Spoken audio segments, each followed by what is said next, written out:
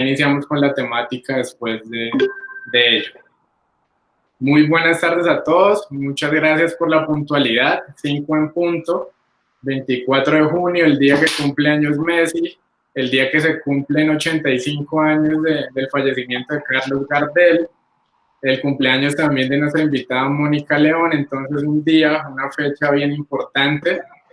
Hoy vamos a hablar de la declaración de parte, un medio de prueba que para mí es uno de los más importantes actualmente, porque las partes son las más interesadas en dar a conocer lo que sucedió, en darle al juez esa versión de los hechos que ellas tienen. Muchas gracias a los estudiantes de Pitalito, por ahí vi a Laura Camila, a los estudiantes de Neiva, de Garzón, a nuestros colegas egresados, a los estudiantes y amigos de Ronald, de Mónica, muchas gracias por la participación. Esta conversación va a ser grabada y posteriormente la publicaré en YouTube, quedará como una fuente de consulta para futuras ocasiones. El tema es complicado, es extenso, pero con la agilidad y la experiencia de nuestros invitados vamos a lograr delimitarla muy bien con el fin de aprovechar esta hora, pues ellos tienen otro evento a partir de las 6 de la tarde. Entonces, cualquier pregunta, por favor, por el chat, a los asistentes, por favor tengan el micrófono y cámara apagados, cualquier intervención por el chat con el fin de consumir menos banda ancha y que sea más ágil la plataforma. Cualquier cosa por el chat, aquí tenemos a nuestros estudiantes del curso de probatorio que nos apoyan con la logística. Muchas gracias a Santiago, a Diana y a todos los que nos colaboran. Nuestra primera invitada es Mónica Alejandra León Gil. Ella es abogada de la Universidad Externada de Colombia, magíster en Derecho, con énfasis en Derecho Procesal de la Universidad Externada de Colombia. Es profesora e investigadora también de la Universidad Externado. Es litigante y consultora en temas de infraestructura, de contratación estatal, de arbitraje, y tiene un libro muy bueno sobre el arbitraje de actos administrativos contractuales. Aquí lo tengo, un libro muy bueno, una propuesta vanguardista que ha tenido muchas críticas, pero pues es parte de esta labor académica. Muchas gracias por la invitación, Mónica. Un abrazo desde acá, desde Neiva. Está pendiente tu visita presencial acá y te cedo el micrófono para que nos regales un saludo. Encantada, encantada de estar con ustedes. Tengo pendiente ir a Neiva, a estar como tú lo has dicho. Y la verdad me siento muy honrada pues que la Universidad Surcolombiana me haga esta invitación por conducto pues de mi colega Daniel Cortés, a quien estimo, admiro y con quien hemos tenido la oportunidad pues de compartir en diferentes ámbitos académicos y de todo. Gracias. Muy bien, gracias, Mónica. Nuestro siguiente invitado desde Cúcuta, norte de Santander, es Ronald Zanabria Villamizar, abogado de la Universidad Libre, magíster en Derecho Penal de la Universidad Libre, magíster en Razonamiento Probatorio de la Universidad de Girona en España y de la Universidad de Génova en Italia. Es litigante, consultor y asesor en Derecho Penal y también en Derecho Disciplinario. También es un joven muy inteligente, también tiene un libro sobre la prueba ilícita, aquí lo tengo, muy bueno, muy actualizado y que da pautas claras para entender ese tema de la regla de exclusión, prueba ilícita en materia penal, y que hace poco vimos que también aplica en lo civil, en lo laboral, en lo administrativo. Ronald es becario de la Universidad de Medellín para estudios de doctorado, ha participado en concursos de técnicas de juicio oral donde ha sido campeón y en general es un estudiante muy destacado, y creo que todos los posgrados han sido por becas que se ha ganado a partir de estos concursos, entonces es admirable. De antemano la felicitación. Un abrazo también para usted, Ronald, gracias por aceptar esta invitación y le cedo el micrófono para que también nos regale un saludo. Daniel, buena tarde a usted y a todas las personas, a Mónica, mi compañera de panel, honrado con la invitación. No conozco la Universidad Surcolombiana, pero es un honor estar acá. Muy contento, apenas me dijeron que vamos a hacer un diálogo desde las dos grandes áreas del derecho, penal y civil, sobre una misma figura, sobre un mismo fenómeno que es de la creación de parte. Acepté encantado, así que vamos a aprovechar al máximo esta hora y algo más si es necesario. Perfecto. Entonces voy a hacer una breve introducción. Nos vamos a delimitar a la declaración de parte. Si bien es cierto, tiene otra arista que es la confesión. Entonces, en términos generales, la confesión es cuando alguien acepta un hecho que no le favorece, que le perjudica. Es decir, la embarró el cliente en el proceso. Hoy nos vamos a ocupar de la declaración de parte, cuando el juez interroga una parte, incluso tenemos la discusión de cuando el propio abogado solicita la declaración de su cliente, bien sea demandante o demandado. Vamos a tener tres ejes temáticos. El primero es el derecho a ser oído en un juicio, que tiene un fundamento constitucional y convencional en virtud de los tratados internacionales. Luego vamos a ver la declaración de partes propiamente en el proceso civil y penal, y al final vamos a ver una visión práctica, qué sucede en el litigio y qué recomendaciones nos dan nuestros invitados. Y antes de todo, hacer una aclaración. En materia civil, si bien estamos hablando de declaración de parte en civil, resulta que el régimen probatorio del Código General del Proceso aplica ante las superintendencias que tienen funciones jurisdiccionales, aplica en gran proporción en materia laboral, aplica en administrativo y aplica propiamente en civil, comercial, familia y agrario. Entonces es un tema bien amplio que permea cualquier proceso prácticamente.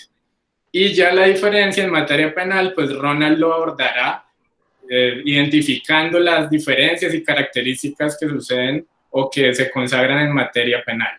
Al final vamos a hacer unas conclusiones, unas propuestas respecto a este medio de prueba.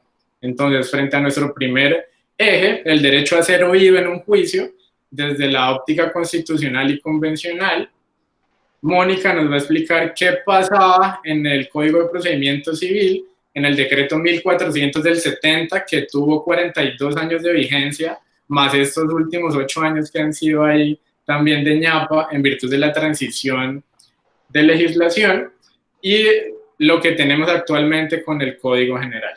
Entonces la palabra, el micrófono es para ti, Mónica, te escuchamos.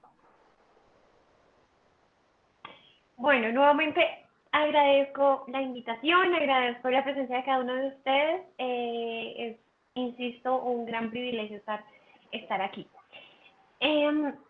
A propósito de que el 22 de junio pues estaba conmemorando el Día del Abogado, hay una frase de Eduardo Couture que es uno de los mandamientos que él pues señala o establece, y son básicamente pues esta frase que dice que el derecho se aprende estudiando, pero se ejerce pensando.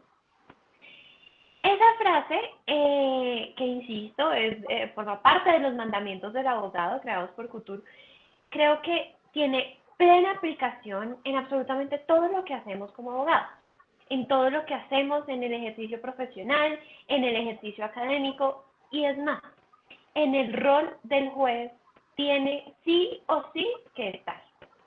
Entonces, ¿por qué hago referencia a ese tema de pensamiento? Porque cuando nosotros hablamos de temas probatorios, sin lugar a todos los puntos probatorios hacen que estemos directamente hablando de razonamiento, estemos hablando de pensamiento, de juicios deductivos, de inferencias inductivas, entre otros.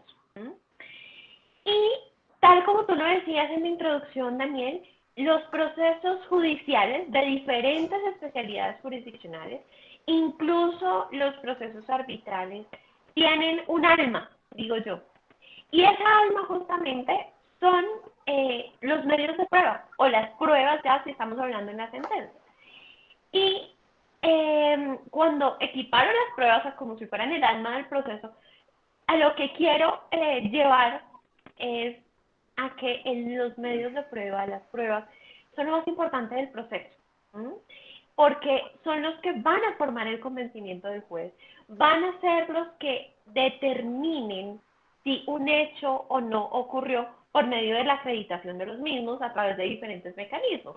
Pensemos en declaraciones testimoniales, pensemos en dictámenes periciales e incluso en los dos medios de prueba que vamos a hablar hoy, que son la confesión y la declaración de parte, que desde ya anticipamos son dos medios probatorios diferentes. ¿Mm? Y no podemos empezar a abordar el tema sin antes aclarar que todo esto surge en virtud del debido proceso, el derecho de defensa, es decir, el fundamento de todo lo probatorio del proceso mismo es la Constitución. Y en nuestra Constitución política del año 1991, por supuesto, en el artículo 29, pues se señala justamente estos dos derechos de los que estábamos hablando, el derecho de defensa y el derecho de debido proceso. Y cuando nosotros hacemos un desarrollo normativo, pues a lo que estamos haciendo referencia es a el derecho a presentar medios de prueba, el derecho a controvertir los medios de prueba que allegue la contraparte o incluso aquellos medios de prueba que oficiosamente el juez o el tribunal arbitral decrete, y que aquellos medios de prueba que sean ilícitos se excluyan, que se les aplique regla de exclusión por ilicitud a esos medios de prueba. ¿Eso qué quiere decir? Que en todas las jurisdicciones, es decir, en las especialidades jurisdiccionales civil, laboral, y aunque no quiero meterme en el tema penal, porque por supuesto el gran príncipe de temas penales pues es Ronald, aplica exactamente lo mismo en el tema de licitud.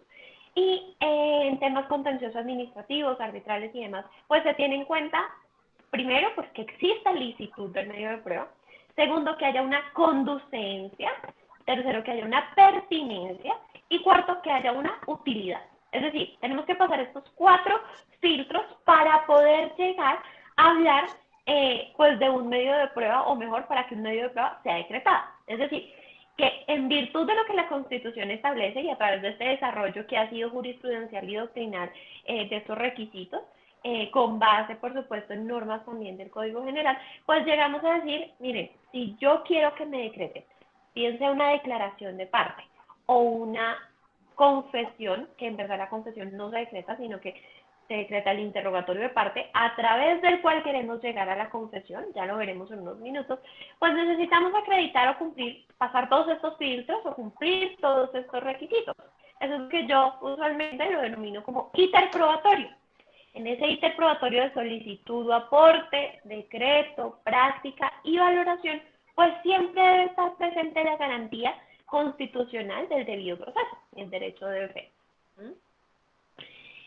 En efecto, cuando hablamos del Código de Procedimiento Civil, el decreto 1900 de 1970, 1400 de 1970, allí estaba establecido pues que había una libertad probatoria. Es decir, las partes dentro del proceso podíamos acreditar los hechos con cualquier medio de prueba, pero miren que cuando hablaba de la declaración de parte, únicamente se refería a confesión. Es decir, el Código de Procedimiento Civil se refería puntualmente a interrogatorio de parte y lo asimilaba a confesión. Es decir, los medios de prueba que están regulados en el proceso y que se valoraban después en una sentencia, aparte de declaraciones testimoniales, interrogatorios, interrogatorio al perito, es decir, dictamen pericial, pues teníamos era confesión. El medio de prueba a través del cual se llegaba a esa confesión era el interrogatorio de parte. Pero, ¿qué pasa con el Código General del Proceso? El Código General del Proceso básicamente introduce unas novedades en temas probatorios muy, muy importantes. Dentro de esas novedades, pues solo para enunciar, está, por ejemplo, que introdujo la prueba por informe. A pesar de que continuábamos teniendo, y a la fecha tenemos libertad probatoria, pues se regula puntualmente el medio de prueba que se llama prueba por informe. Se introduce también normativamente la figura, la institución de la carga dinámica de la prueba, en el artículo 167. Adicional a eso, se separan, o mejor, se da un tratamiento especial a la declaración de parte y a la confesión. Es decir, el artículo 165 del Código General del Proceso señala puntualmente, acá tenemos como medios de prueba interrogatorio, declaración testimoniales, declaraciones de la parte, confesión, interrogatorios pues a peritos o dictámenes periciales, prueba por informe y cualquier otro medio probatorio que sea útil para formar el convencimiento del juez.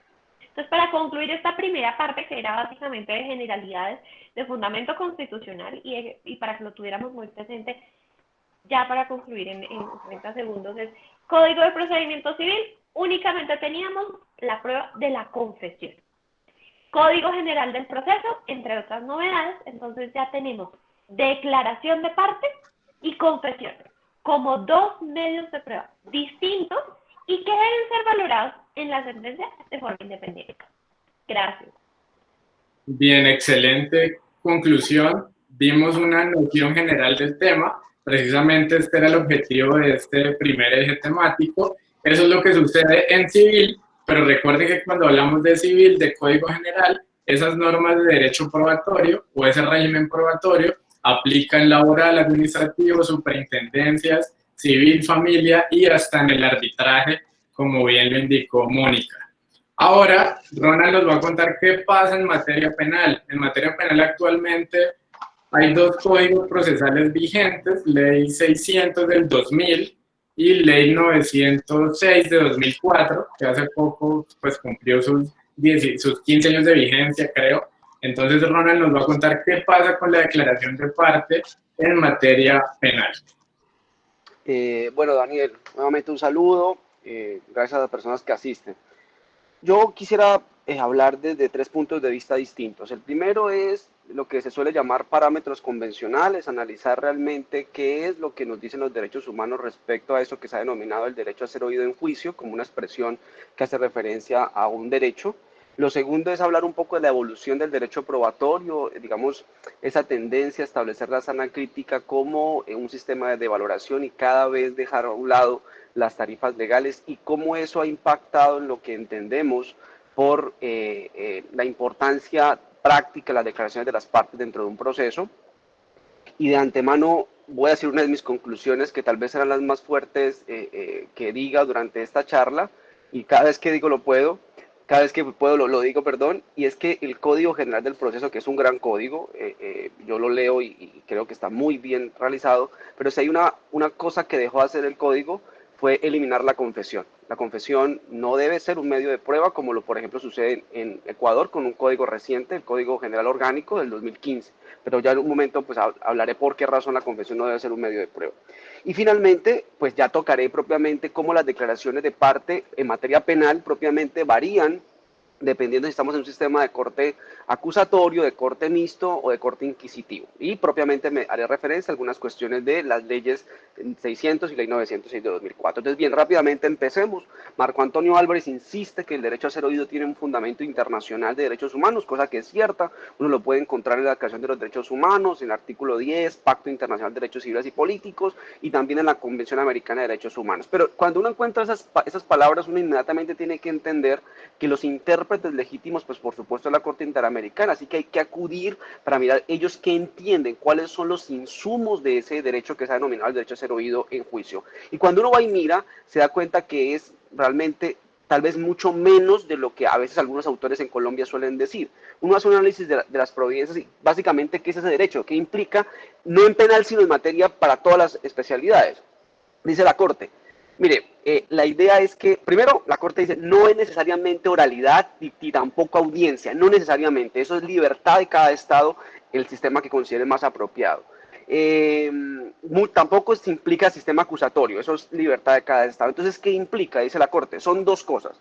Un ámbito formal, una protección formal, que básicamente es que hayan mecanismos de comunicación, y la Corte realmente cita dos. Y es la posibilidad de hacer alegatos de conclusión, alegatos, ojo, no prueba, alegato, y presentar pruebas. No que su dicho sea prueba, sino presentarla solamente. Son lo que diríamos un ámbito de protección formal. Y además dice que el ámbito de protección material es que el tribunal, el juzgado, responda de fondo la petición que le hace el que está exigiendo justicia. Es decir, que se pronuncie realmente sobre mi pretensión, en un término muy genérico. En materia penal hay unas reglas particulares, especialmente pensadas para las víctimas, y la idea es que, por supuesto, en materia de víctimas, en materia de delitos, hay que establecer una protección formal mucho más amplia, permitirle participar activamente dentro del proceso. Y dice finalmente la Corte Interamericana que el derecho a ser oídas en materia de víctimas está ligado al deber de investigar y juzgar y sancionar. Es decir, que no basta con que la Fiscalía le recepcione la denuncia, sino que apenas la recepcione hay un deber que se genera, que por supuesto es adelantar la acción penal de manera eficaz. Entonces fijémonos que a nivel internacional es mucho menos de lo que solemos decir. Claro, esto no es óbice para que en Colombia interpretemos este derecho de una forma más ampliativa. Claro que lo podemos hacer, pero entonces tenemos que estar claro que la norma internacional no es tan exigente como eventualmente se suele decir. Ahora pasémonos al segundo comentario que quiero hacer, que es el tema de las tarifas legales o prueba tasada y la sana crítica. La idea de la confesión históricamente, o mejor, las ideas de las declaraciones de las partes han tenido siempre, digamos, un punto particular en la discusión que la diferencia de las declaraciones de los terceros, de los testigos, y es que se dice que en las declaraciones de las partes se puede disponer el derecho. Entonces, bajo ese entendido, se ha dicho que las declaraciones de las partes, además de generar la posible allanamiento, además, que es un tema ya propiamente procesal, puede generar una consecuencia probatoria, que es la que llamamos confesión. La confesión tiene una característica particular y es que es plena prueba, es decir, una vez el hecho se entiende confeso, cumple los requisitos que la ley especifica, llámese Código General o cualquier código, cualquier régimen de Iberoamérica tiene unas condiciones, pero si se cumplen y el hecho es confeso, el juez debe dar por probado el hecho. Claro, hoy en día ese debe dar por probado es derrotable. Se dice que es una presunción relativa, iuris tantum, que admite prueba en contrario. Pero si no se establece la condición de derrotabilidad, el juez, repito, por mandato normativo, debe dar por probado el hecho. Esto sería lo que típicamente se denomina plena prueba. Un dato curioso, el Código Judicial, el código anterior, no el Código Procesal Civil, sino el anterior, establecía que la confesión no admitía prueba en contrario. Ahí sí era una plena prueba sin discusión alguna, pero obviamente hay una evolución que hoy en día pues establece esta presunción relativa. Bien, pero ¿qué sucede? La idea de estas penas pruebas es que cada vez las dejemos a un lado y que nazca un sistema probatorio en donde si el juez da por probado un hecho, no sea por mandato de norma jurídica, por imperativo normativo, sino en virtud de un análisis racional de un conjunto de elementos de conocimiento debidamente practicados, ¿sí? Es el ideal y por eso cada vez más van desapareciendo las tarifas legales, como por ejemplo podría ser la confesión.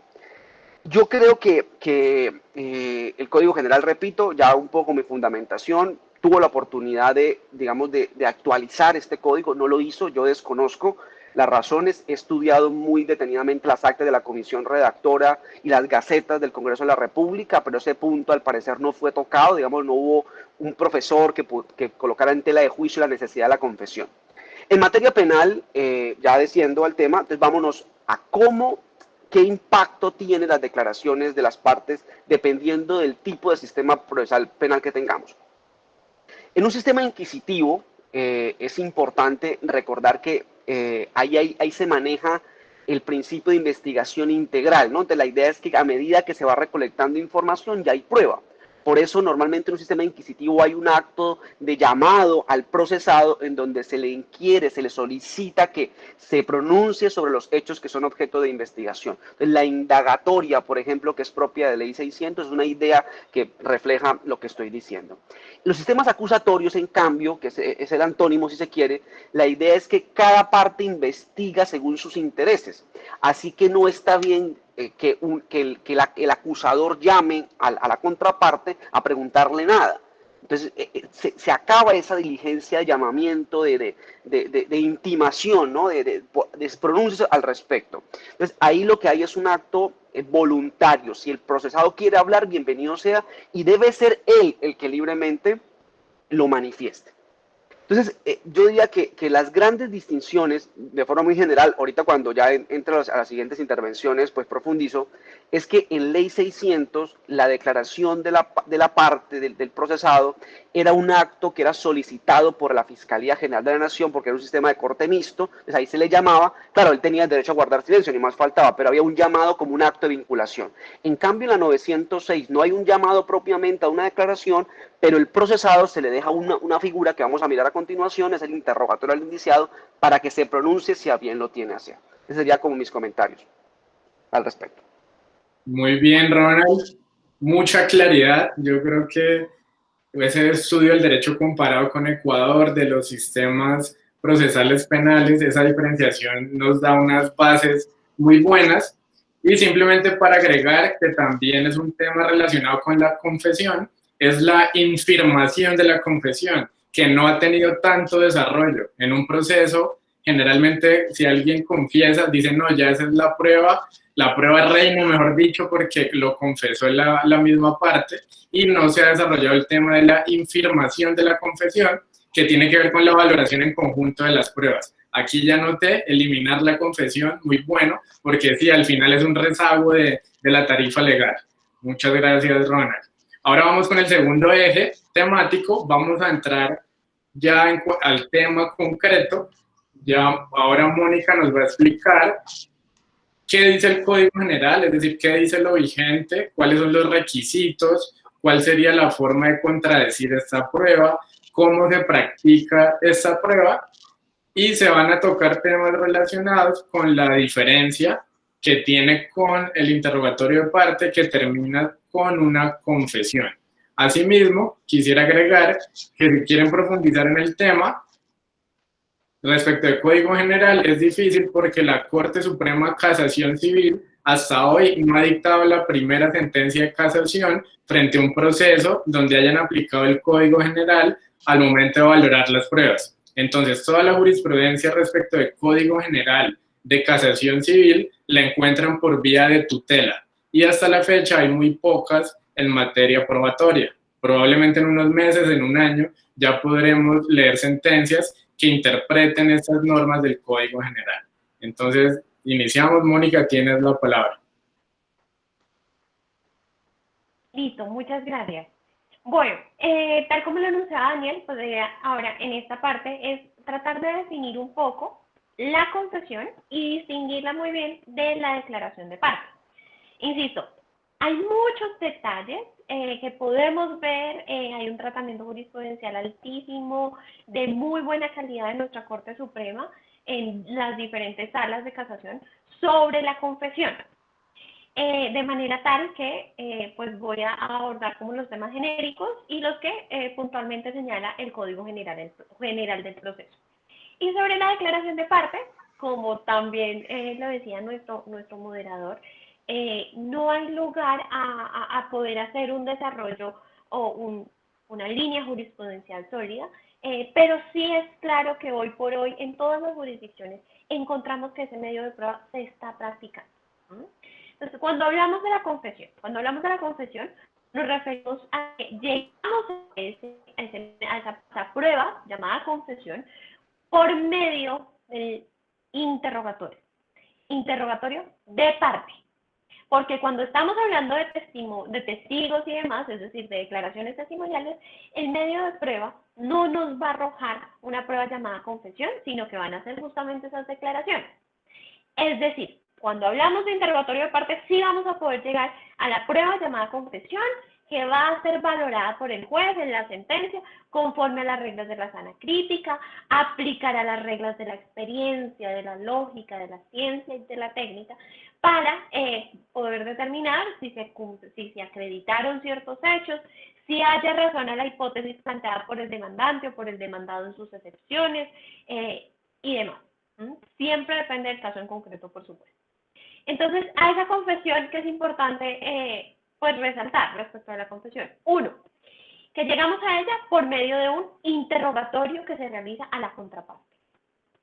2, que cuando hablamos de confesión, pues debe haber una capacidad pues para confesar. La ley dice, uno de los requisitos esenciales es que haya una capacidad, una disponibilidad y demás de la materia del litigio. Tercero, cuando hablamos de confesión, pues estamos hablando de unos hechos que produzcan unas consecuencias adversas a quien está confesando o hechos que produzcan unas consecuencias favorables para la contraparte. Es decir, pensemos en un proceso donde se está resolviendo una supuesta, un presunto incumplimiento contractual por entrega de unas mercaderías. Entonces pensemos que el comprador de esas mercaderías está alegando que su vendedor, que es el demandado, no cumplió con el contrato, que no cumplió con la entrega y demás. Entonces pensemos en que esa es la discusión.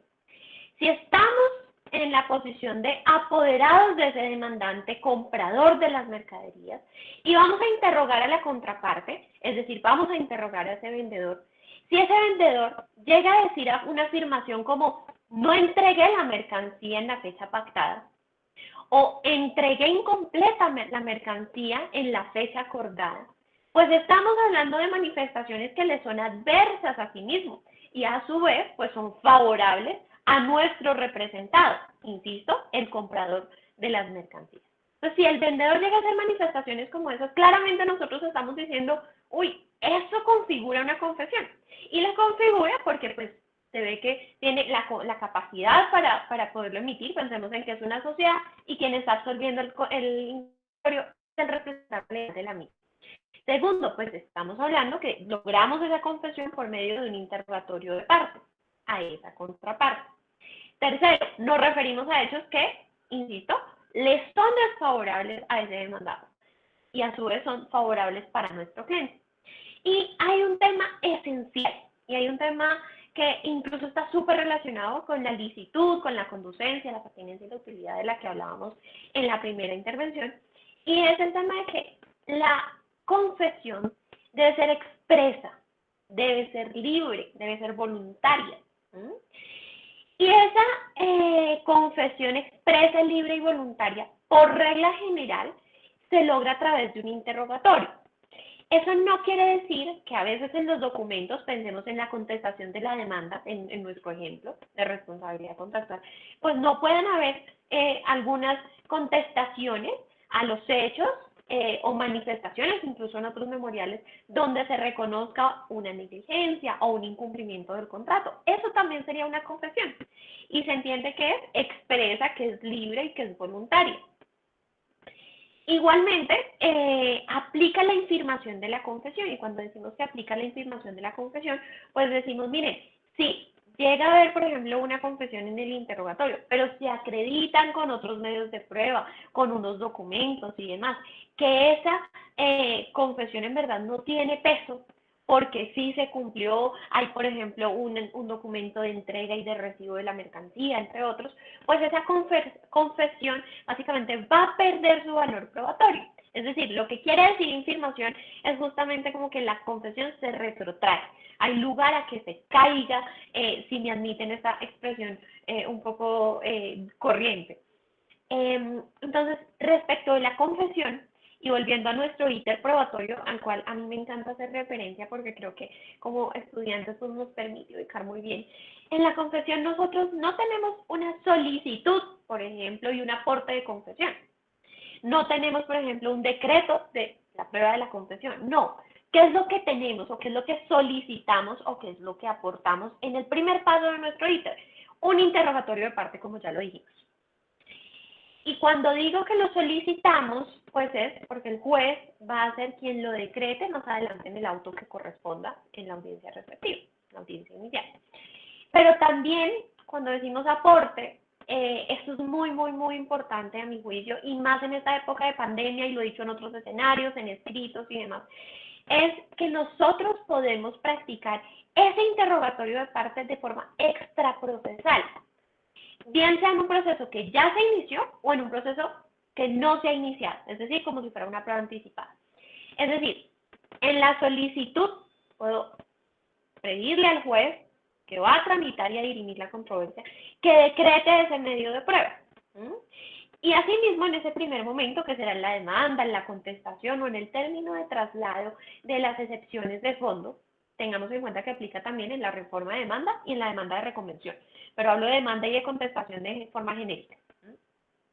Entonces, en esas oportunidades procesales u oportunidades probatorias, podremos nosotros tanto solicitarle al juez del asunto que decrete ese interrogatorio de parte, o podemos aportarlo si lo practicamos extraprocesalmente.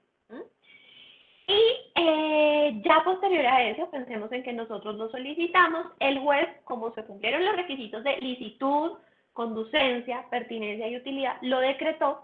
Entonces vamos a llegar a la audiencia y en la audiencia vamos a desarrollar ese interrogatorio, vamos a realizarle preguntas a nuestra contraparte. Objetivo siempre, buscar esa confesión, buscar que esa contraparte confiese. Ahora bien, ¿qué pasa entonces con esos hechos que llegue a narrar, por ejemplo, la contraparte, pero que no llegan a configurarse como confesión? Porque pensemos, no son realmente adversos a sí mismos, ni tampoco son favorables, por ejemplo, para nuestro cliente. Pues, ¿qué pasa con esos hechos? Con el Código de Procedimiento Civil dijimos, no, pues, lo único que valía era la confesión. Entonces, nos quedamos así.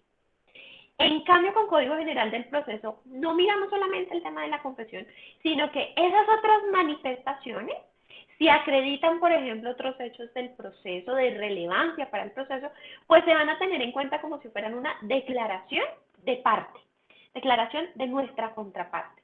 Y el juez, a mi juicio, tendrá que valorarlos en la sentencia. Porque, insisto, ya no hay lugar a que solo haya medio de prueba como confesión, sino también declaración de parte. Entonces, aquellos hechos de relevancia que acreditan hechos van a ser valorados también, van a poder acreditar hechos y demás, junto con el demás material probatorio, por supuesto. Pero pensemos ahora en algo, y voy a dejar simplemente planteado como el interrogante, porque no quiero pasarme del tiempo, y es, bueno, ¿y qué pasa entonces si yo solicito la declaración de mi propia parte? Es decir, yo como apoderada, siguiendo con nuestro ejemplo del incumplimiento contractual, un contrato de entrega de mercaderías, si yo como apoderada del comprador solicito la declaración del mismo comprador. Y miren que acá yo estoy diciendo solicito la declaración, porque evidentemente y técnicamente creo que no debo solicitar interrogatorio de parte, porque el interrogatorio lo que busca es la confesión. Entonces, hay opositores grandes.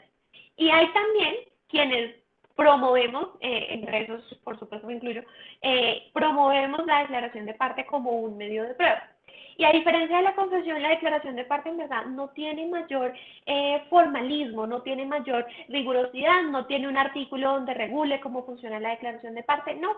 Simplemente la declaración de parte se deriva bien sea de esa solicitud que hagamos, que ya no va a ser interrogatorio de parte, sino solicitud de declaración de nuestra propia parte, de nuestro representado, y pues va a surtirse a lo largo de un interrogatorio basado en las mismas reglas que establece el Código General del Proceso. Entonces, la discusión está, yo puedo, como apoderada, solicitar la declaración de mi propia parte. Ahí los dejo para nuestra tercera intervención. Gracias. Muy bien, Mónica. Lograste resumir 30 páginas de cualquier libro de derecho probatorio en estos 7-8 minutos. Entonces, los que quieran profundizar respecto a esta diferenciación entre declaración de la propia parte y el interrogatorio de parte, que termina con una confesión eventualmente, si hacen unas buenas preguntas y pues si los hechos del caso dan para ello, lean el de artículo 198 y siguientes del Código General. Allí encuentran las pautas y las reglas para solicitar esta declaración de su propia parte. También encuentran la contradicción que enunció, la práctica que enunció Mónica, que son 20 preguntas, un límite de 20 preguntas, y pues la contraparte podrá objetar eventualmente. Y compárenlo, ojalá consigan un código comparado con el Código de Procedimiento Civil, porque esos artículos 198 y siguientes reemplazaron el artículo 202 y siguientes del decreto 1400 del 70. Allí van a encontrar las diferencias, pequeñas diferencias, pero que al final pues dan pauta para solicitar ese medio de prueba con el fin de ampliar los hechos de la demanda o hechos sobrevinientes. Ahora Ronald nos va a explicar las características de ese interrogatorio indiciado, la diferencia con el interrogatorio, con la declaración que se practica en juicio, y vamos a ver que en penal es un poco más reglada, incluso en delitos sexuales hay un protocolo hasta psicológico para para solicitar declaración de menores cuando hay delitos sexuales. Vamos a ver qué pasa en materia penal. Gracias, Ronald. Bien, Daniel. Bueno, yo quiero hacer en esta ronda dos comentarios, uno de carácter más teórico conceptual y otro ya propiamente la regulación de nosotros, nosotros me refiero a los penalistas, por supuesto. Sobre el comentario teórico, yo quiero sobre todo a los estudiantes, digamos, que comprendan esta idea. Las manifestaciones de las partes de una persona, digamos, de cualquier sujeto, los procesalistas solemos decir, bueno, unas son las manifestaciones de las partes y otras son de los terceros. En los terceros hablamos de las manifestaciones de los testigos y eventualmente del perito si el sistema implica la que vaya a la audiencia, pero incluso si es por escrito, igual también hay una manifestación escritural. Entonces, bueno, decimos, las de terceros no hay problema, porque esas se valoran en sana crítica, entonces las dejamos ahí a un lado y hay unos criterios pues que la ciencia ha desarrollado para tenerlos en cuenta. El problema va cuando entramos, bueno, las manifestaciones de las partes, cuando la parte habla ante el juez con implicaciones probatorias, ¿sí? Digamos, uno podría decir que una cosa son las manifestaciones de acto de postulación, cuando por ejemplo se manifiestan unos hechos en la demanda, por ejemplo, y otro sería actos en donde la parte hace manifestaciones que pueden tener implicaciones probatorias.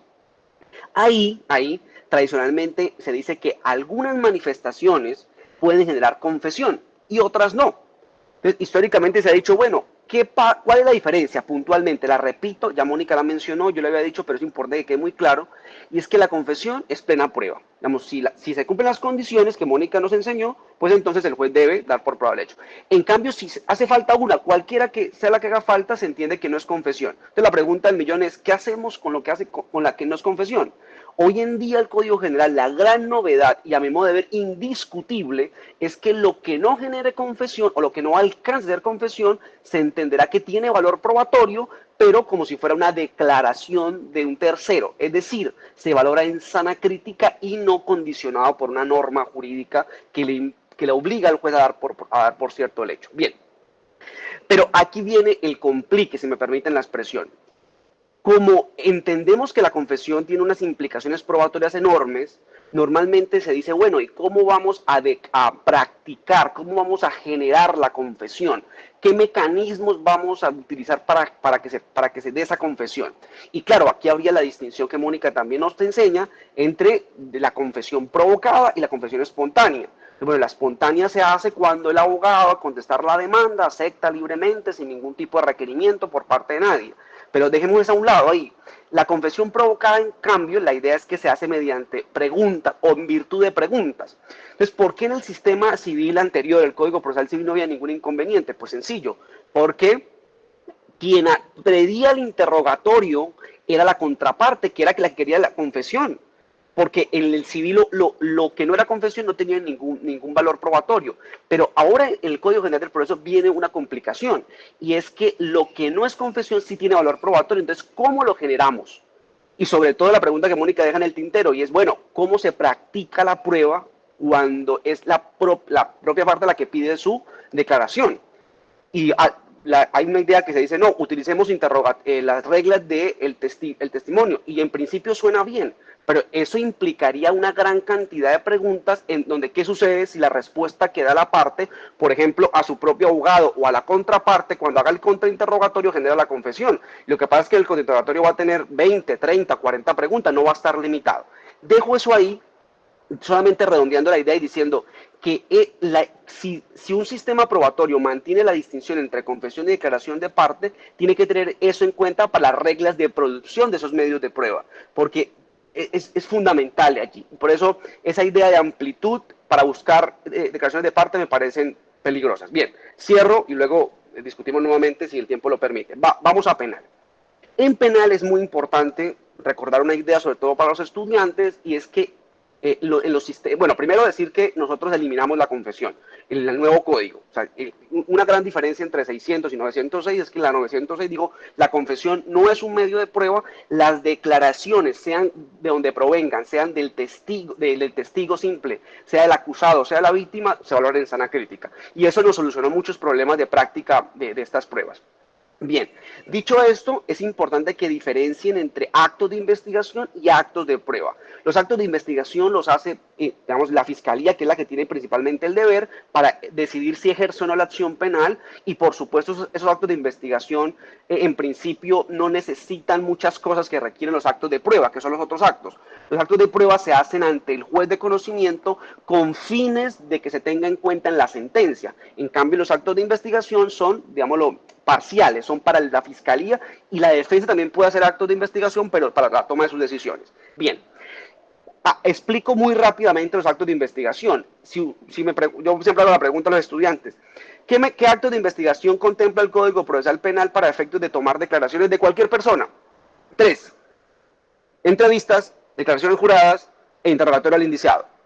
Por supuesto, el interrogatorio al indiciado, la característica es que se realiza cuando el sujeto que vamos a escucharle su declaración ya tiene la calidad de procesado, que es el nombre macro. Sea que sea antes de la imputación, indiciado, o después de la imputación, imputado, ahí se le denomina interrogatorio al indiciado, es un nombre macro. Claro, ¿qué particularidad tiene? Que es una persona que está siendo sometida a un acto por parte de una entidad del Estado como la Fiscalía General de la Nación. Entonces, claro, hay unas prerrogativas. Básicamente, la más importante, debe estar acompañado de abogado. Y recuerden que aquí esto es un deber normativo, incluso así él no tenga abogado, se le debe colocar de presente un abogado. Bien. Además, se le debe recordar, por supuesto, el derecho a guardar silencio. La diligencia debe empezar por ahí. Y dicho sea de paso, muchos abogados, entre esos yo, cuando somos abogados litigantes, cuando llevamos casos, nuestro cliente va, pero decimos, mi cliente hace uso de su derecho fundamental a guardar silencio. Entonces, esas serían las particularidades. Por lo demás, digamos, no tiene ninguna diferencia. Se toma la declaración, se deja constancia en un escrito normalmente, incluso algunos fiscales prefieren en audio, eso es gusto del fiscal, pero en todo caso se firma una constancia para efectos de que se tenga claridad de quién fue la persona que declaró. Bien, ahora paso rápidamente a contar como acto de prueba. Como acto de prueba, en realidad es absolutamente las mismas reglas para un testigo común. Las mismas. ¿Por qué son las mismas? Bueno, porque sus respuestas se basan en sana crítica. Las reglas de producción, el interrogatorio cruzado que empieza preguntando quién pidió la prueba, luego la contraparte tiene la posibilidad de hacer el contrainterrogatorio, luego el redirecto y luego el recontrainterrogatorio, y finalmente el Ministerio Público y el juez, si a bien lo tienen la posibilidad de hacer preguntas complementarias, pues es igual. Al menos la sistemática es igual. Claro, hay unos problemas particulares, pero como yo sé que la tercera ronda son sobre problemas procesales, según lo que Daniel nos informó, las dejo ahí. Finalmente, Daniel hacía un comentario muy importante. Y es, bueno, Ronald, le entendimos el acusado, que propiamente es la parte, ¿no? Propiamente es la parte. Por eso me limito a eso. Pero, ¿por qué los penalistas discuten tanto el tema de las víctimas? ¿Por qué reglas, ahí sí, reglas especiales de producción para las víctimas? Inicialmente se establecieron para los menores en delitos sexuales, hoy en día también para las mujeres, sin importar el tema de la edad. Hoy hay una regla que pide, por ejemplo, el uso de la prueba anticipada para el caso cuando las mujeres sean víctimas de temas sexuales. La razón viene la psicología del testimonio. Yo por eso, ustedes que son estudiantes de probatorio, los invito. Hay que estudiar reglas procesales, probatorias. Por supuesto, somos abogados, pero no solamente reglas probatorias. Hay que además analizar las disciplinas que estudian cada uno de los medios de prueba. En materia de testimonial, de declaraciones, la psicología del testimonio. Y ha dicho esto, y finalizo mi intervención, puede ser tan o incluso más traumático para un ser humano el hecho de que se le pida que recuerde y que declare un hecho traumático que vivió. O sea, psicológicamente le puede dar un trauma tan fuerte como la misma vivencia de la situación. Entonces, bajo eso por un lado. Y dos, colocar cara a cara a una víctima con su victimario en materia de delitos sexuales, pues por supuesto es doloroso en términos psicológicos. Entonces, por eso los sistemas procesales han establecido figuras que tratan de armonizar. Y en la siguiente ronda, pues hablaré de los problemas que se han presentado en la práctica. Muy bien, Ronald, muchas gracias. Allí en el chat envié la referencia de una sentencia de este año que precisamente toca el tema de delitos sexuales cuando la víctima es un menor de edad, se ha realizado todo un protocolo, toda una regla jurisprudencial bien extensa que vale la pena pues profundizar, aprender un poco porque es bien especial. Muy bien, ahora vamos a ver qué pasa en la realidad. Ya Mónica nos anunciaba que los tribunales arbitrales están decretando esta prueba. Ya hicimos la aclaración de que actualmente no hay doctrina probable de la Corte Suprema Casación Civil, que sería pues el despacho judicial llamado a interpretar estas normas del Código General. Entonces, actualmente el precedente jurisprudencial y la práctica la tenemos en los tribunales superiores a la civil en segunda instancia, cuando tal vez niegan una prueba en un proceso de mayor cuantía. El recurso de apelación lo conoce un tribunal superior sala civil, como el de Bogotá, Medellín, Cali, que son referentes, sobre todo en procesos ejecutivos. Y también con la experiencia de Mónica vamos a aprovechar para que ella nos cuente qué ha sucedido con los tribunales arbitrales. Esos tribunales arbitrales que son conformados por abogados con mucha experiencia, incluso ex magistrados, doctrinantes. Entonces va a ser muy interesante esta intervención. Bueno, el interrogante que habíamos planteado, lo recuerdo, es: yo como apoderada puedo solicitarle al juez que decrete la declaración de mi propia parte. Entonces, ese interrogante uno pensaría que debería responderse de forma unánime, o algunos consideran que dependiendo la especialidad jurisdiccional, pues tiene una respuesta distinta. Y quiero ser lo más clara posible diciendo lo siguiente: ese interrogante debe tener una única respuesta, y en efecto tiene una única respuesta, así hayan opositores. Y la única respuesta a esa pregunta sobre si puedo solicitar la declaración de mi propia parte es sí. Y debe ser sí en la especialidad jurisdiccional laboral, en la especialidad jurisdiccional de familia, civil, en temas comerciales, en los asuntos pues que dirimen por supuesto las superintendencias y otras entidades que tienen funciones jurisdiccionales, incluso en lo contencioso administrativo, y la justicia arbitral no es la excepción. Ronald planteaba algo y decía, bueno, se deben seguir las reglas del interrogatorio de parte, porque estamos hablando, pues, por supuesto, de una parte, se deben seguir las reglas de la declaración testimonial. En ese sentido, podemos decir que no hay una norma expresa que me diga la declaración de parte debe seguir este hito, debe seguir estas formas, debe seguir estos requisitos. No la hay. Pero eso no es un problema, por dos razones. La primera es, quiero volver a traer a mención la frase con la que iniciábamos, ese mandamiento del abogado de la que nos hablaba Couture, donde decía: el derecho se aprende estudiando, pero se ejerce pensando. Entonces, cuando hablamos de declaraciones de parte, sí o sí tenemos que hacer el ejercicio de nuestra profesión pensando. En cualquier lugar en el que nos encontramos, si nos encontramos como apoderado del demandante, si nos encontramos como apoderado del demandado, si nos encontramos vestidos de la función jurisdiccional como árbitros, como jueces, entre otros. Y el segundo motivo, no es solamente mi frase y las necesidades que tenemos como juristas de pensar, sino que el mismo artículo 165 en su segundo inciso, y me permito leer expresamente, pues nos tiene la solución. Miren, dice: el juez practicará las pruebas no previstas en este código de acuerdo con las disposiciones que regulen medios semejantes o según su prudente juicio, preservando los principios y las garantías constitucionales. ¿Por qué hago mención a este inciso? Porque si bien la declaración de parte está enunciado en ese mismo artículo, en el primer inciso, estamos hablando del 165, repito, si bien en el primer inciso está enunciado, nosotros podríamos decir, no, pero es que esa norma se refiere solo a aquellos medios de prueba que no están en el código. Pues uno podría decir, ok, si se puede lo más, se puede lo menos. Es decir, si para aquellos medios de prueba no previstos en el código, el legislador nos está diciendo, mire usted, señor juez, mire usted, señor árbitro, cuál es el medio probatorio o las reglas del medio probatorio que más se adecúan a ese medio de prueba y aplíquelas. O incluso aplique una según su prudente juicio. Por eso digo, no es un problema que no estén no estén reguladas las reglas propias de la declaración testimonial. Entonces, voy a ir como concretando un poco los puntos para no ser tan largo. ¿Se puede solicitar la declaración de parte de la propia parte? Sí. ¿Qué es mi poder dante? Sí. Que si quiero solicitar, por supuesto, interrogatorio de la contraparte, entonces ya sabemos que no vamos a solicitar una declaración de parte, sino técnicamente debemos solicitar interrogatorio de parte y vamos a buscar confesión.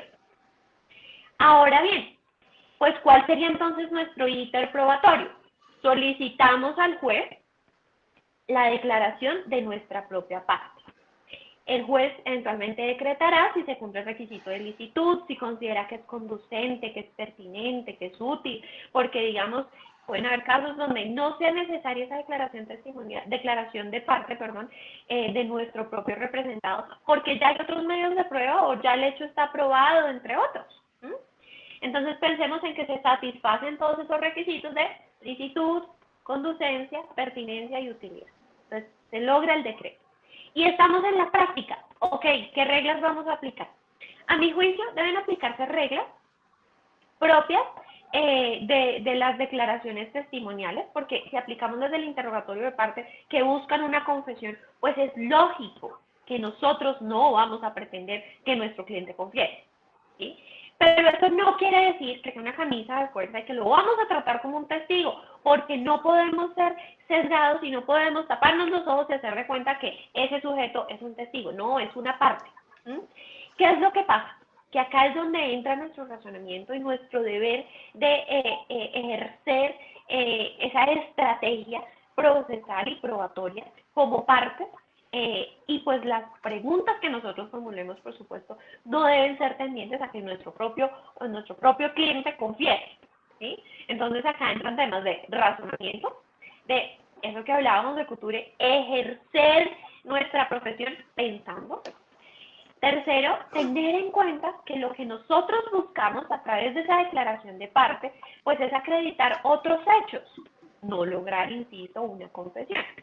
Y cuarto, ¿cuál es la razón de ser de las pruebas del proceso? De las pruebas en un proceso. Pues formar el convencimiento del juez. Es decir, todas las preguntas que yo le formule a mi representado deben ser tendientes a formar ese convencimiento del juez. Deben ser tendientes a acreditar hechos que aún no se han demostrado en el proceso. Hechos invocados en la demanda, hechos invocados, pensemos en la reforma de demanda, la contestación de la demanda de reconvención, en los memoriales, entre otros. Siempre debemos tener presente cuál es la estrategia que estamos manejando en nuestro proceso. Ahora bien, eso respecto de un proceso normalito, pensemos una segunda hipótesis, pruebas extraprocesales. Decía al inicio que esto ya lo he relacionado, lo he referido en otros escenarios académicos, en otras conferencias, escritos y demás, y vuelvo a traerlo en mención porque me parece absolutamente importante y más por la época de pandemia. De forma extraprocesal, yo podría aportar la declaración de parte de mi representado, teniendo en cuenta las reglas que establece el Código General del Proceso, bien sea pues para un interrogatorio de parte extraprocesal si estoy buscando la confesión de mi contraparte, bien sea si es una declaración de mi propio cliente, entre otros.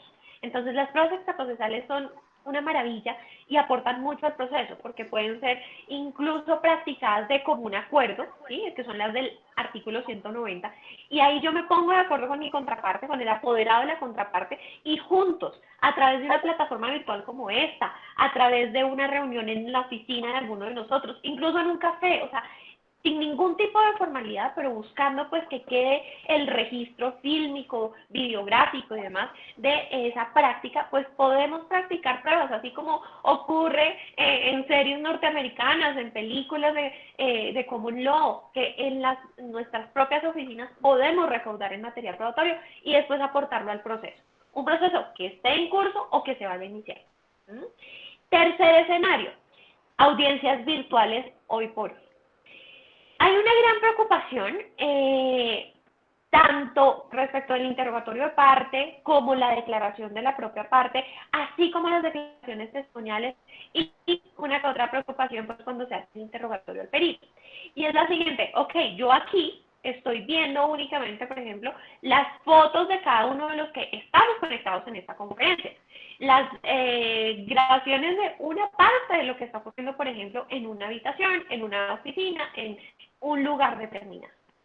Y la preocupación de muchos es, ok, pero ¿cómo sé yo que mientras este testigo me está rindiendo a mí la declaración, mientras esta parte está absolviendo su interrogatorio, no hay alguien ahí diciéndole qué debe responder?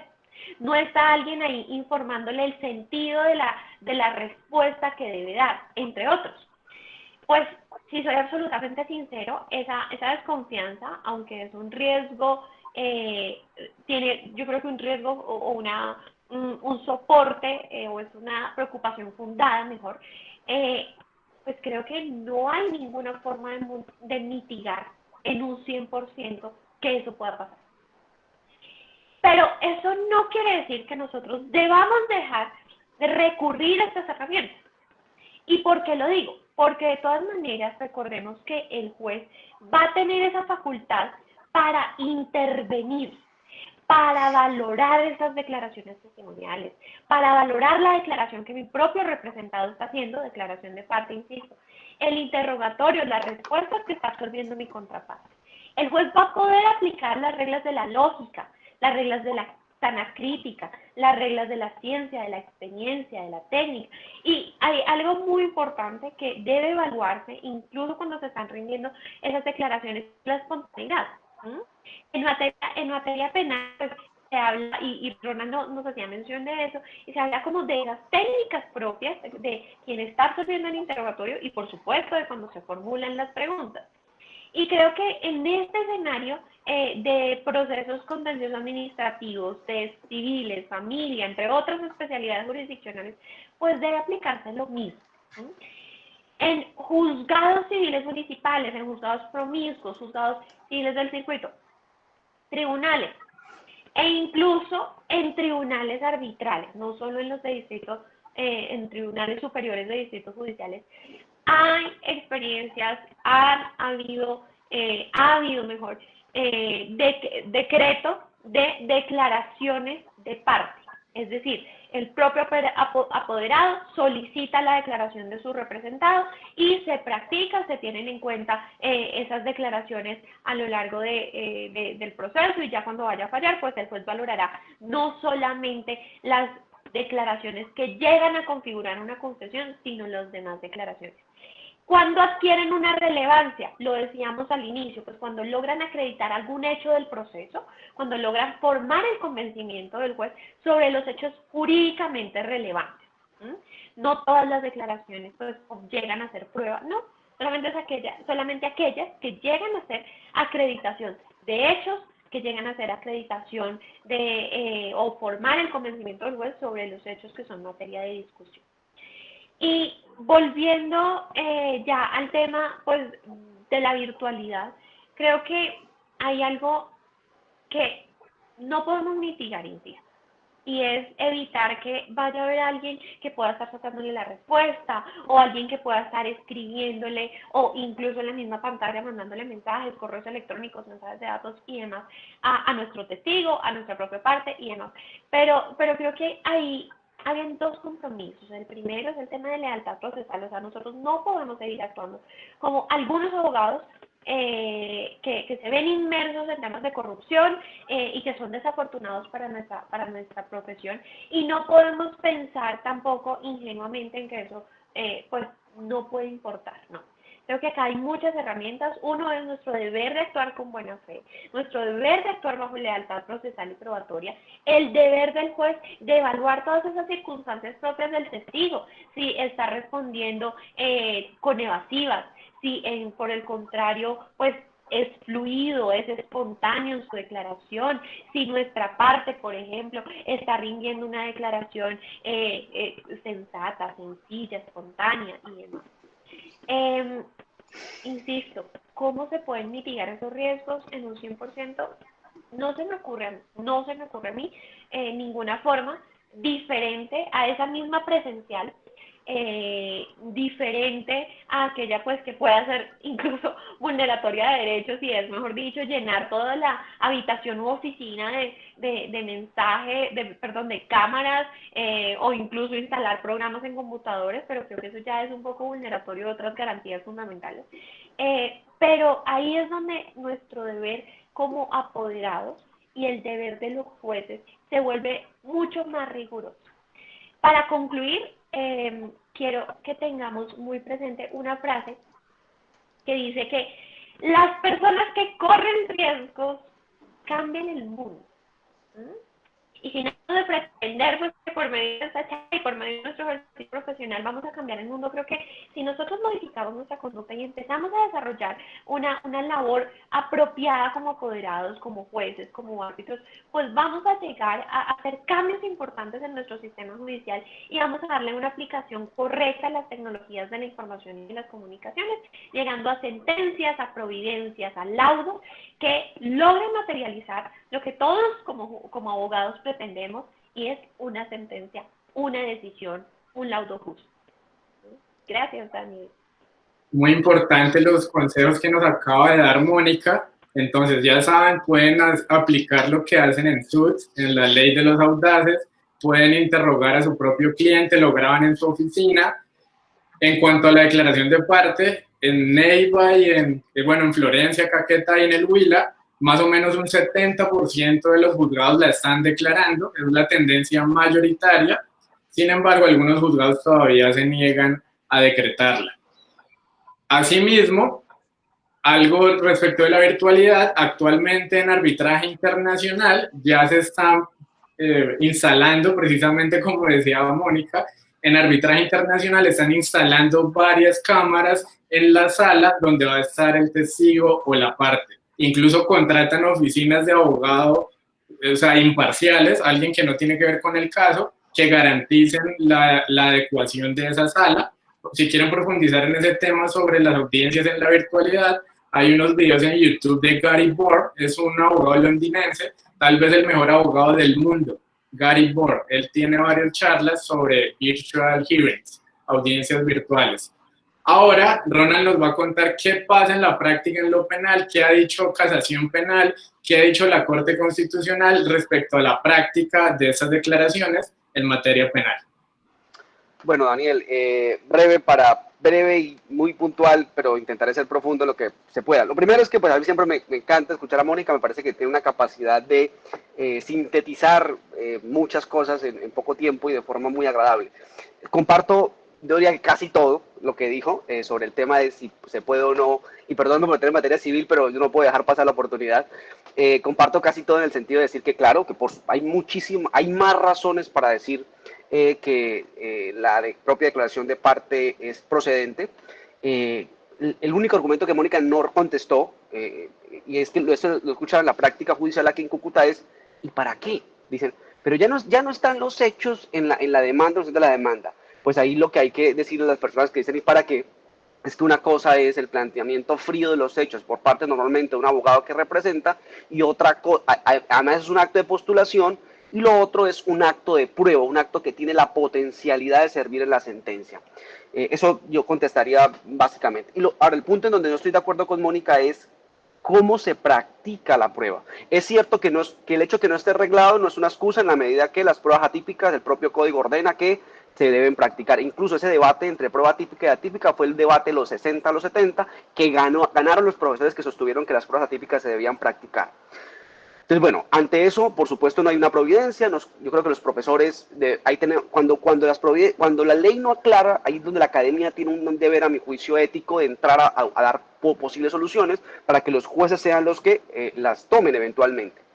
¿Qué problema le veo a utilizar las pruebas o las reglas del testimonio, lo que sería un interrogatorio cruzado, en la medida que el Código General adoptó algo similar a un interrogatorio cruzado, con algunas particularidades, por supuesto? Pues bueno, varias cosas. Lo primero, pero lo más grave, es la cantidad ilimitada de preguntas que se le pueden hacer a la parte, si llevamos ese mecanismo. Y por supuesto, si la parte se somete ahí y va a un contrainterrogatorio, pues la contraparte va a aprovechar el contrainterrogatorio y va a hacer cuantas preguntas quiera hasta que se genere confesión. Entiendo que están las objeciones, por supuesto, pero eso no es óbice para que tenga mucha más de 20. Y eso me parece riesgoso en un sistema en donde hay confesión. Si no tuviésemos confesión, bienvenido sea, esa era la solución. Pero habiendo confesión, pienso que debe ser cauto. Y entonces, ¿solución cuál, Ronald? La solución me parece a mí, que es la que están aplicando varios jueces en Cúcuta, es 20-20. La propia parte tiene 20 preguntas y la contraparte tiene 20 preguntas si a bien lo tiene. Cierro el debate, Mónica, prende la cámara, ahorita por supuesto quisiera escucharla. Vamos rápidamente a penal. Yo traje inicialmente eran 5 preguntas, pero en la medida que Daniel me pide que hable de víctimas, pues serán 6 problemas jurídicos. Excúsenme por las mascotas, problemas de teletrabajo. Rápidamente, primera pregunta. Claro, la prueba se pide en la audiencia inicial, en la preparatoria, que es la fase intermedia en materia penal, y se deben descubrir previamente. La defensa descubre en la preparatoria, digamos, esa es la fase intermedia. Pregunta, problema jurídico, ¿se puede pedir el dicho del acusado que declare como prueba testimonial en el transcurso del juicio? ¿Fue un problema inicial o ya resuelto? La Corte Suprema dijo, claro que sí, en la medida que las declaraciones del acusado son, además de un medio de prueba, son una modalidad de defensa. Y en virtud de la consagración normativa en la Constitución y en la Convención, pues se debe permitir sin ningún tipo de inconveniente. Entonces, primer problema resuelto, y hay una gran cantidad de providencias al respecto. Segundo problema.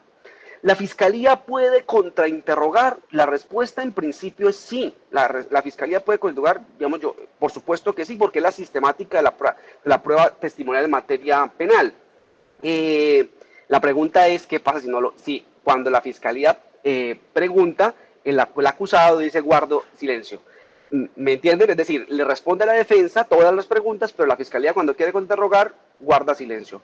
Ese es el problema que hasta donde yo tengo entendido no ha llegado a la Corte Suprema de Justicia, no conozco una providencia, pero mi respuesta es la siguiente, y lo digo de forma categórica, aquí voy en contramarcha a los abogados defensores, cuando digo esto no les gusta.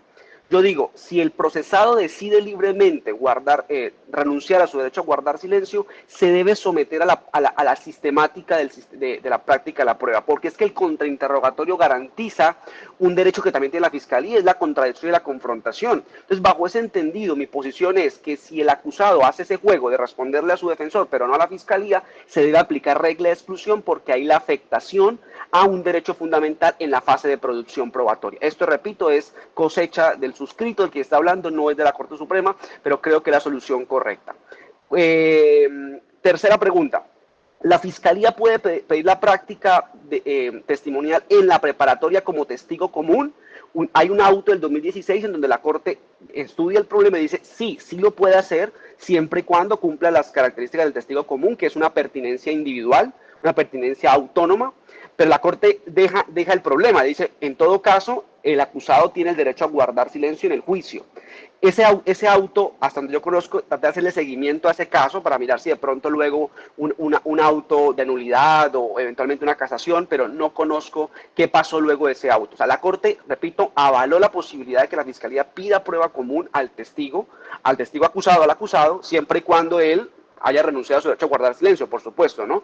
Entonces, la Fiscalía lo puede hacer, pero la Corte no resuelve qué pasa si cuando llega al juicio él guarda silencio. Entonces, y la respuesta, aquí también viene una respuesta personal.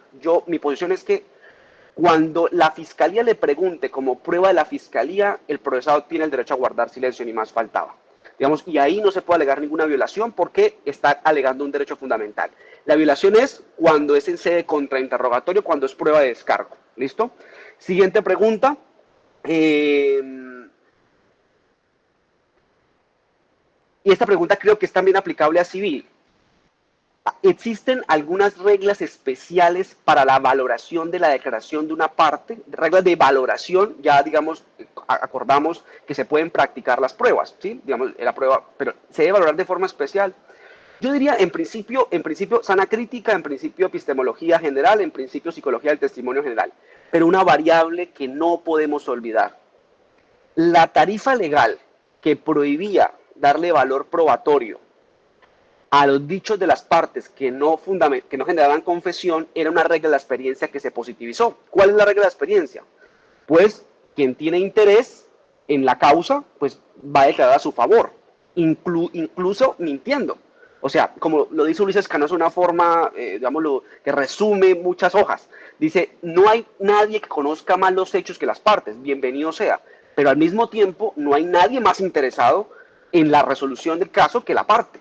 Entonces, ese no hay nadie más interesado es un punto que el juez debe tener en cuenta al momento de la valoración probatoria. No lo puede olvidar. Y esto aplica también en materia penal, por supuesto, para el acusado cuando plantea eventualmente una coartada. Eh, el siguiente problema jurídico es, o jurídico no, más bien plantearlo porque ya es un tema aceptado por los penalistas, pero sobre todo por los estudiantes para que lo sepan, se ha establecido vía constitucional el llamado derecho a mentir. Es decir, que el procesado cuando resuelve preguntas en el juicio oral al juez de la República mediante prueba testimonial, si miente, si calla parcialmente, si no responde las preguntas, pues no se puede derivar de ahí ninguna consecuencia penal negativa, es decir, falso testimonio. Esto tuvo salvamento de voto, pero ya es un tema ya aceptado en la práctica. Y finalmente, remato para darle el uso de la palabra a los estudiantes y también a Mónica, porque plantea un tema distinto y por supuesto debe ser ella la que cierre, que haga el comentario final. El tema lo que yo llamo testigos con víctimas especiales. Recuerda lo que dije en mi segunda intervención. Psicológicamente se ha dicho que cuando una persona, quiero que piense en el hecho más traumático que han vivido en su vida, y que se le pida ante un desconocido, un juez con una bata negra, un fiscal también que suele ser agresivo, un defensor, un auditorio que suele ser agresivo para la persona que declara, que lo recuerde y que lo declare. Esto es muy doloroso psicológicamente, entonces se han construido sistemas. Yo lo resumo, confieso que la sentencia que Daniel me ha pasado no la he leído, gracias Daniel, termino y esta noche no duermo antes de leerla, la estuve, mientras Mónica hablaba, la estaba hojeando, espectacular, es un recuento, pero yo les digo las soluciones a nivel normativo y algún problema que se ha presentado en la práctica. Respecto a los menores de edad de temas sexuales, se ha dicho primero que las condiciones de la práctica de la prueba en el juicio oral deben ser especiales. Lo que llaman la cámara Hetzel, en donde quien hace la pregunta debe ser un sujeto imparcial neutro, que es un psicólogo especializado, y estamos los abogados, que es fiscal, fiscalía y defensa, viendo el ejercicio, y por medio de unos papeles vamos diciendo queremos que pregunten esto o lo otro. ¿Viste? Esto fue la primera solución que tuvimos. La segunda solución, que ya fue vía normativa, es que dijéramos que las entrevistas dadas por los menores fueran prueba de referencia. Pero ¿qué ha pasado en la práctica con esto? Que los fiscales saben que la prueba de referencia no es suficiente para condenar. Entonces ellos prefieren llevar el testimonio del menor al juicio mediante el procedimiento especial. ¿Listo? Fíjense que el procedimiento especial lo que busca es no contacto directo. Lastimosamente tiene que recordar, tiene que narrar, pero no contacto directo con el victimario, que es otro hecho generador de traumas al momento de declarar. Eso por un lado. Los otros testigos especiales, que lo llamo así, serían los testigos que serían las mujeres eventualmente víctimas de temas sexuales. Y aquí concuerdo con Mónica. Si hay una figura que le hace bien a los sistemas probatorios y procesales, son las pruebas anticipadas, tanto practicadas vía judicial como incluso vía extrajudicial. Y lo que hizo el código fue decirle a los fiscales que hicieran uso de las pruebas anticipadas para que la mujer víctima, esa reforma es del 2019, es muy reciente, casi no se ha utilizado, para que la mujer víctima declare solamente una vez ante el juez de control de garantías, por supuesto con presencia del defensor, y se practicara de forma anticipada la prueba. Al momento de la acusación, pues lo que se lleva es la prueba practicada y el juez de conocimiento mira el registro y hace la valoración correspondiente. Estos son para mí los principales problemas probatorios en materia penal de la declaración de las partes, o de la parte del acusado, y también de los testigos especiales. Por supuesto, me someto a las preguntas que los estudiantes tengan. Muy bien, Ronald, muchas gracias. Y bueno, tarea para todos, leer la sentencia T008-2020 esta noche. Ahora sigue la réplica para Mónica para que defiendas tu posición frente a la práctica y contradicción de esta prueba de declaración de la misma parte. Bueno, debo hacer una aclaración preliminar y es que en verdad me siento muy afortunada de estar compartiendo pues, con dos abogados, dos juristas tan pilos y tan caballeros y que además hacen cumplidos, entonces me siento muy afortunada por todo, por todo. Pero a pesar de eso, yo sí voy a ser muy sincera y es esta noche yo sí necesito dormir. Tengo problemas graves de insomnio hace muchos meses, entonces no voy a leer la sentencia, evidentemente, pero algún día, muy cercano, la voy a leer. Habiendo ya confesado, esto es un claro ejemplo de confesión, ni culpa, quiero hacer dos precisiones puntuales. Una, pues que se refiere a esto que Ronald decía muy sabiamente, y estoy de acuerdo con que pues ante el vacío jurídico, ante el vacío de la norma, en el Código General del Proceso, pues nosotros no nos vamos a quedar, como digo muchas veces, de brazos cruzados, esperando o simplemente inaplicando pues este medio de prueba como lo es la declaración de parte. Creo que no hay una camisa de fuerza para los jueces ni para los árbitros, ni siquiera para nosotros como partes si optamos por practicar pruebas. Como dices tú, Daniel, como en SUD, en nuestras oficinas, incluso en casas y tecnologías de la información y comunicación. No hay una camisa de fuerza para llevar a cabo la práctica de la declaración testimonial en relación sobre si se debe aplicar las reglas del interrogatorio de parte o las de las declaraciones a testigos. Creo que lo verdaderamente relevante acá es que si se opta por una u otra vía, lo que sí no puede dejarse pasar es el tema del derecho de contradicción, por supuesto, de ambas partes. No se puede dejar de lado que deben sí o sí solicitársele que preste juramento esa parte que va a rendir la declaración. ¿Por qué? Porque aplica en ambas regulaciones, tanto las de los testigos como las del interrogatorio de parte exige un juramento. Entonces creo que en este caso sí o sí el juramento debe ir. Debe ir el tema del derecho de contradicción. Ahora bien, si se le aplican las reglas de que las preguntas solo pueden ser asertivas o que las preguntas pueden ser como las que se les hacen a los testigos sobre las circunstancias de tiempo, modo, lugar, los hechos que le consten y demás, pues creo que eso no nos va a generar ni una ilicitud, ni siquiera una ilegalidad, sino que estará en el arbitrio del juez, estará en virtud de ese principio del iura nobis curia, el derecho está en el juez, que tome la decisión si aplica reglas del Código General respecto de testimonios o respecto del interrogatorio de parte. Pero en ambos casos lo que sí creo que es esencial es justamente el hecho de que no puede haber vulneración de derechos de defensa, vulneración de debido proceso, y eso creo que se logra puntualmente ejerciendo la contradicción. Simplemente esa precisión, no estoy en contra de lo que Ronald dice. Esta es una charla que me parece un hit porque casi nunca coincidimos en algunos temas grandes y este es un tema grande en el que coincido con Ronald, lo cual me parece maravilloso. Y hay una pregunta que leí ahorita y aprovecho pues para contestarla y decían, bueno, pero entonces, ¿cómo se valora esa declaración de parte? O sea, porque si no estoy logrando una confesión, pues esa declaración de parte, ¿qué? Y básicamente esa declaración de parte, pues si me está acreditando hechos del proceso, si me está ayudando a formar el convencimiento del juez, pues el artículo 176 del Código General del Proceso me dice dos cosas que a mi juicio son muy importantes. Uno es que esos medios de prueba, o esas pruebas ya, se van a valorar en conjunto con los demás medios de prueba. Documentos, testimonios, dictamen pericial, prueba por informe, los demás medios probatorios que haya en ese proceso.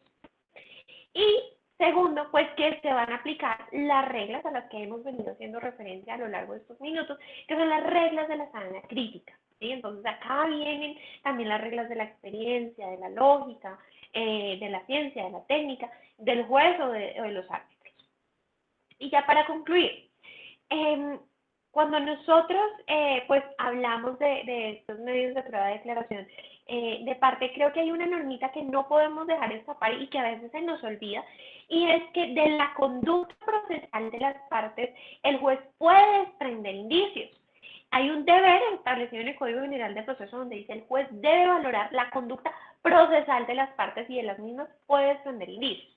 ¿Y por qué digo que esto es relevante? Porque si nosotros hablamos pues de una declaración de parte, del uso incluso de las tecnologías de la información, y podemos advertir que hay ciertas maniobras o conductas que podrían ser engañosas, que podrían ser de mala fe, desleales y demás, pues ahí es donde está llamado a nuestros árbitros y a nuestros jueces a ejercer ese deber que tienen de valorar la conducta procesal de las partes, que incluso pueden llegar a configurar indicios, indicios como medio de prueba.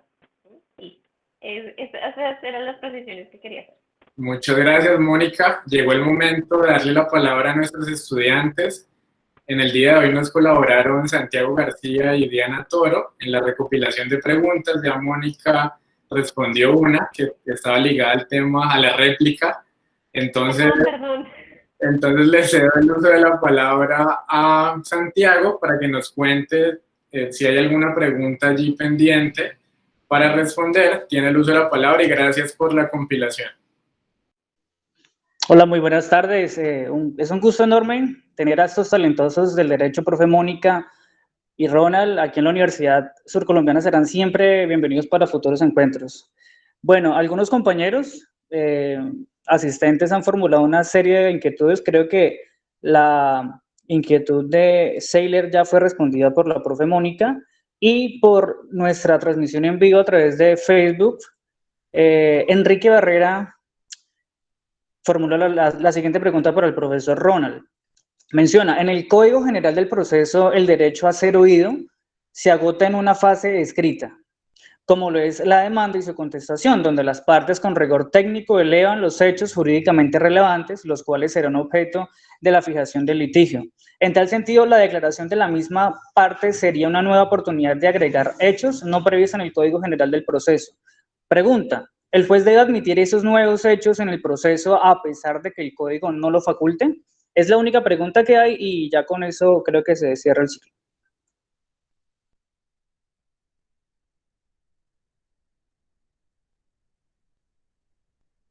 Ronald, el micrófono está apagado. Qué pena. Perdón. Muy buena pregunta. La voy a responder, digamos, desde una posición teórica conceptual. No sé si Mónica, de pronto, por su experiencia en asuntos, me gusta llamar a mí no penales, ¿no? Que es todo lo que abarca el Código General del Proceso, puede hacer alguna referencia. Yo creo que la pregunta tiene que ver con el principio de congruencia en materia no penal. Digámoslo, digamos, desde qué momento se plantean los enunciados fácticos que van a ser objeto de decisión en la sentencia, que es lo que normalmente llamamos los hechos narrados por las partes, y hasta qué punto el juez está atado a esas narraciones fácticas al momento de la toma de la decisión, ¿sí?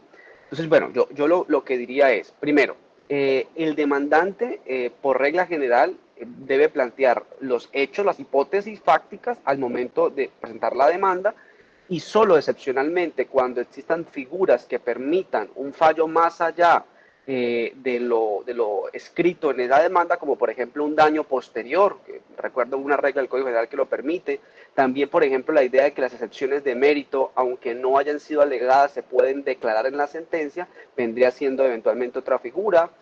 También en regímenes especiales en donde está el fallo ultra o extra petita, pues en esos casos, por supuesto, si se da ese fenómeno, que en la declaración se dice mucho más de lo que se dijo en la demanda, o en la opción de la demanda, y además hay prueba suficiente para, por supuesto, además de decirlo, no basta con decirlo, se requiere evaluación en sana crítica para que el juez diga que está probado ese hecho que no está en la demanda. Y repito, si el principio de congruencia en esa especialidad, habría que mirar cada especialidad, lo permite, entonces se podría declarar el hecho y aplicar el derecho. De lo contrario, si estamos ante un principio de congruencia estricto, pues por supuesto la respuesta sería negativa.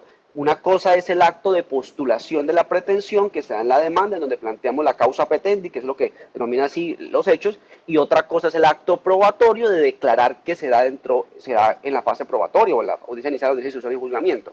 Entonces yo, digamos, diría, la respuesta a esa pregunta tiene que realizarse desde la óptica de cómo se materializa el principio de congruencia en cada especialidad. Esa sería mi respuesta. Muchas gracias, Ronald. Creo que en el Código General está regulado en el 281, tal vez la congruencia de un artículo específico para el que quiera profundizar. Y no sé si Mónica nos quiere adicionar algo con base en tu experiencia en arbitraje, en contencioso administrativo. Bueno, en realidad creo que no hay pues como muchas precisiones que hacer al respecto. Creo que en realidad en materia contencioso administrativo, en materia de las otras especialidades jurisdiccionales que podríamos llamar ordinarias, incluyéndolas a todas, pues ocurre exactamente lo mismo. O sea, en lo que sí me gustaría hacer énfasis es en el tema probatorio como tal, y es, nosotros estamos en un momento en el cual, y por eso le hago la invitación justamente a nuestros estudiantes, y es, miren, hoy por hoy no es suficiente hacer ni una memorización ni un apego a las normas en nuestro ejercicio profesional. Por supuesto, nuestra conducta debe estar aferrada a ellas, debe estar guiada por los mismos preceptos normativos, pero a lo que voy es, nosotros en los procesos actuales, lo que siempre debemos tener en cuenta es esa estrategia procesal que sí o sí pues va a estar guiada por el tema probatorio. Porque hay una frase que suelo decir mucho, tanto en clases como en charlas, en foros, y es, tanto vale no tener un derecho como tenerlo y no poder probarlo. Una frase muy parecida es la que le decían a uno de los profesores en el colegio, y es, ¿de qué sirve tener la mamá si la tiene muerta? ¿Sí? Una cosa así, es como, no tengo lápiz pero no lo traje. No, eso no sirve. ¿Sí? No me sirve, pues, tener la razón en un proceso si yo no tengo cómo acreditar que tengo la razón, si yo no tengo cómo acreditar los hechos del mismo. Entonces, ese tema es de importancia y debe sí o sí trazarse desde la misma estrategia del proceso, desde la misma estrategia que como partes pues adoptamos, bien sea en el extremo accionante o en el extremo accionado, o incluso en la labor misma de administrar justicia. Es simplemente como ese llamado y esa invitación a que dejemos el apego a las normas y más pensemos, como ese mandamiento del abogado de Couture, que insisto, y ya que lo dije al inicio, pues lo voy a decir para concluir, ese mandamiento del abogado es, el derecho se aprende estudiando, pero se ejerce pensando, no memorizando, no pensando. Ese consejo de Mónica es muy determinante para saber si vamos a tener una sentencia favorable o no. Y tiene estrecha relación con cumplir con la carga de la prueba. Elaborar una teoría del caso como hacen en materia penal, nosotros en materia civil, laboral y administrativo, como base de esa estrategia de litigio, también debemos hacer una teoría del caso y conseguir todas las pruebas o solicitar todas las pruebas por derecho de petición con el fin de lograr demostrar lo que estamos diciendo, lo que estamos afirmando. Muchas gracias a todos los asistentes, a Mónica, muchas gracias, muy contento, aprendimos bastante, ya anoté varias ideas que dan lugar para un artículo científico, es un tema muy bonito, muy útil, además para efectos probatorios. A Ronald, muchas gracias por la disposición, una exposición muy clara, quedamos prácticamente siendo, listos para ser penalistas, muy motivados. Muchas gracias, espero que no sea la única vez, espero que nos puedan acompañar más adelante, cuadrar en sus agendas otro espacio similar, y les envío un abrazo desde acá, invitados también para cuando podamos hacer el evento presencial. Claro que sí. Cuídense, muchas gracias a todos. Gracias a todos los docentes.